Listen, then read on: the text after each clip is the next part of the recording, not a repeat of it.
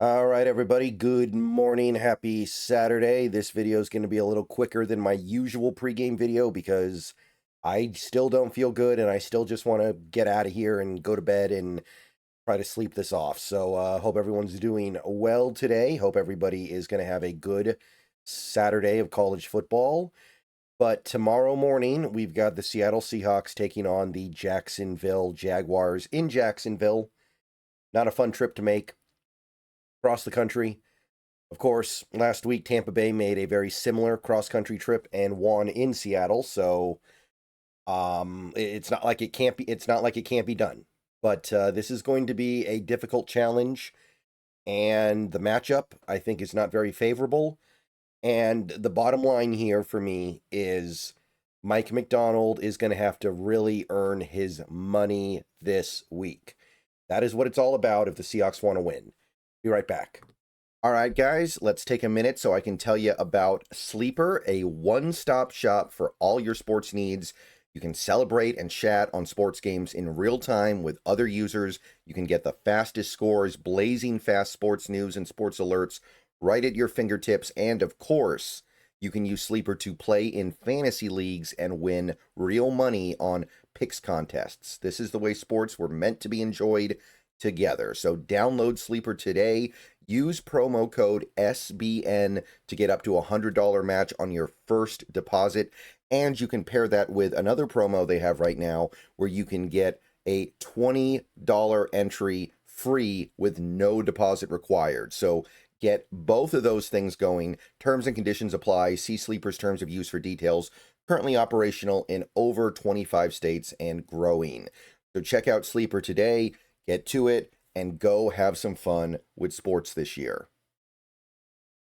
Welcome back. So we know the Seahawks are going to be heavily undermanned on Sunday. They're going to be missing 5 key defensive players, I believe, either starters or significant contributors. They are getting D-Law back, but now Derek Hall is out, so I don't know if that's a good trade-off. Probably not.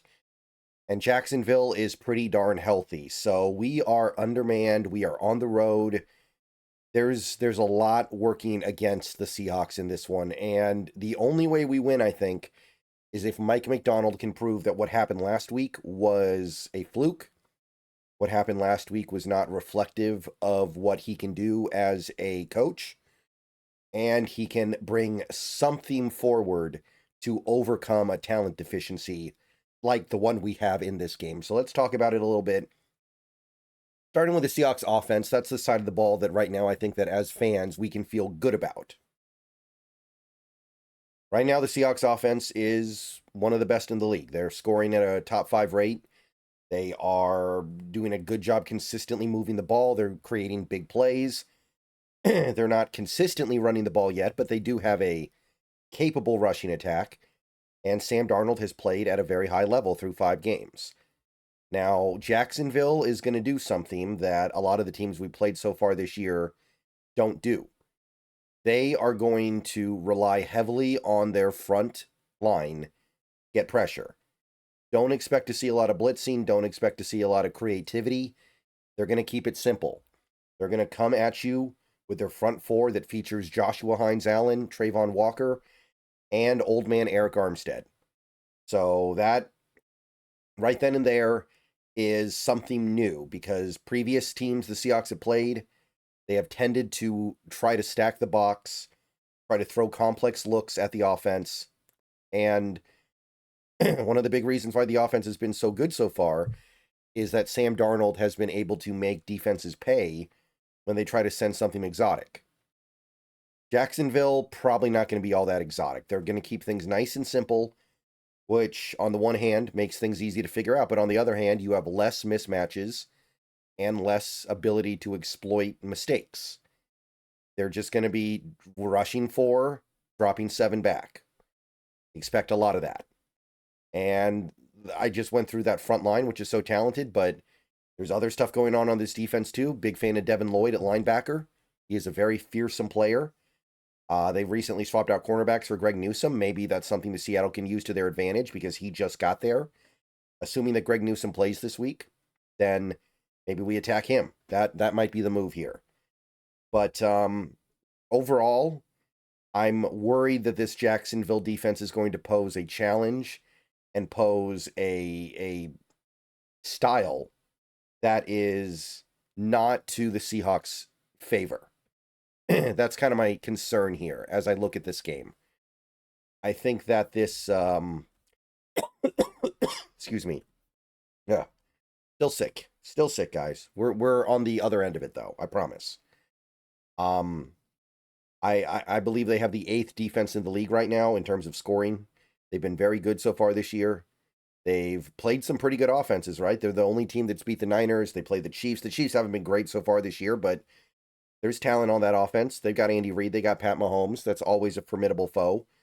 So, look, the offense is going to have to bring it, but this is not going to be a defense that is going to make that easy.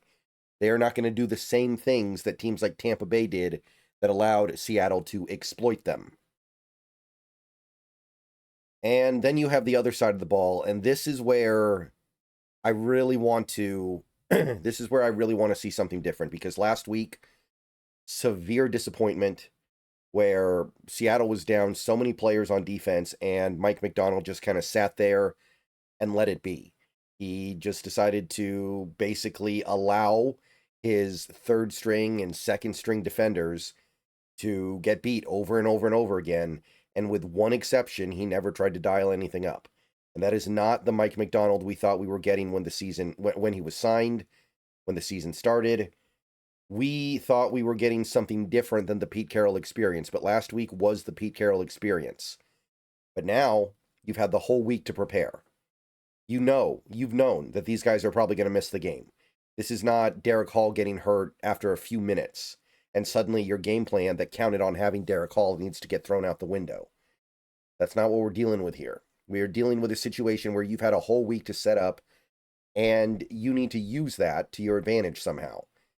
And if he doesn't, and if I see the same basic 4-man rush, drop back into coverage, let Nehemiah Pritchett get destroyed, let Ty Okada get destroyed, I guess now we're saying maybe Tyrese Knight get destroyed in coverage, I'm going to start to be worried. I'm going to start to be worried about what it is that we have on our hands here with Macdonald. I'm not going to overreact to anything. I think that the ability to not overreact is a very underrated skill and talent when it comes to following a sports team. But I am going to start to wonder, what is this that we have? Like, what are we sitting on here? Are we sitting on the next great defensive guru? Or are we just sitting on another decent coach that ultimately needs talent to get it done? Because we've seen this defense be very bad before. Last year, before Ernest Jones got here, this was one of the worst defenses in football. So it's not like there haven't been signs. There have been signs. But all you can do after looking at a game like last week is learn from it and hope it never happens again. So I'm looking at this Jacksonville offense. It is a little bit crippled right now itself. They've lost their top target so far, Brenton Strange. Brenton Strange led the team in catches through the first 5 games. He is out. So they're going to be leaning heavily on Brian Thomas Jr., who's had a very rough start to the year.